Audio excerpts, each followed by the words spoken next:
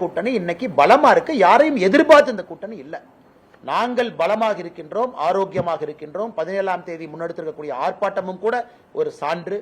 3 முறை பிரதமர் அவர்கள் வந்துட்டு போயிட்டாங்க தமிழ்நாட்டுக்கு தேர்தல் களத்துக்காக.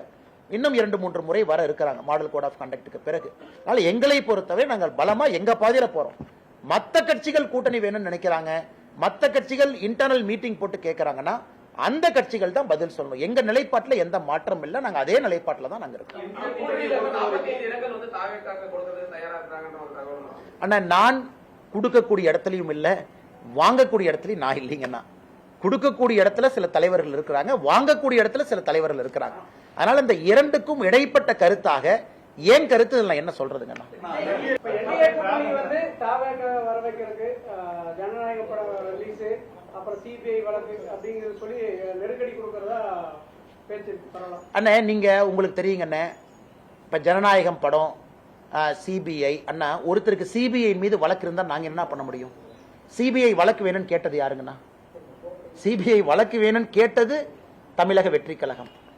அவங்க கேட்கிறாங்களே, நாங்களும் சப்போர்ட் பண்ணோம். தமிழக வெற்றி கழகமும் கேட்கிறாங்க, தமிழ்நாடு சிபிசிஐடி சரியா இன்வெஸ்டிகேட் பண்ண மாட்டாங்க, சிபிஐக்கு கொடுங்கன்னு. சிபிஐ வழக்கு வேண்டும் என்று கேட்டது தமிழக வெற்றி கழகம். இன்னைக்கு நீங்க என்ன சொல்றீங்க? அந்த சிபிஐ வச்சு டிவிகேவை பயமுறுத்துறீங்கன்னா நாங்க எப்படி அந்த கருத்தை ஏத்துக்க முடியும்? ஏன் 4 மாதங்களுக்கு முன்பு டிவிகே கேட்கும் போதே அவங்களுக்கு தெரியுமல்ல. அதனால அவர்களுக்கும் அந்த நம்பிக்கை. சிபிஐ பொறுத்தவரை இண்டிபெண்டன்ட் ஏஜென்சி அவங்க கேட்டிருக்கிறாங்க, அது இண்டிபெண்டன்ட் ஏஜென்சியா இருக்கட்டும். ஜனநாயகத்தை பொறுத்தவரை இன்னைக்கு விஜயே கருத்து சொல்ல, நான் என்ன கருத்து சொல்றேன் சொல்லுங்க.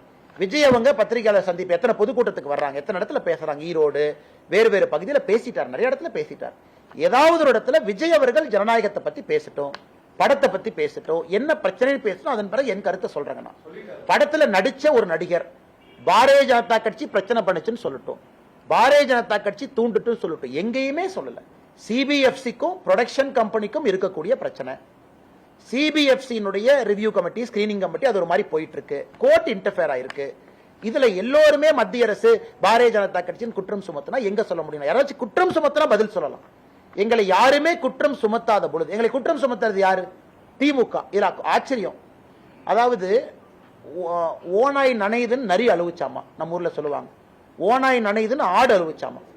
அதாவது இன்னைக்கு டிவிகேவுக்கு பிரச்சனை திமுக அழுகுது. இன்னைக்கு திராவிட முன்னேற்ற கழகம் எங்க மீது சுமத்தக்கூடிய குற்றத்துக்கெல்லாம் நாங்க பதில் சொல்லி டைம் வேஸ்ட் பண்ண விடுவீங்களா? நியாயமான குற்றச்சாட்டுக்கு பதில் சொல்றோம். விஜய் அவங்க குற்றச்சாட்டுக்கு நாங்க எப்படி பதில் சொல்ல முடியும்? ஜனநாயகத்திற்கு அதிகாரப்பூர்வமாக தமிழக வெற்றி கழகத்தினுடைய தலைவரோ பொறுப்பாளர்களோ எங்களுக்கு எந்த இதுவும் அவங்க சொல்லல. CBFC, court, KVN production, Vijay இவங்க சம்பந்தப்பட்ட வழக்கு அவங்களுக்குள்ள அது இருக்கு.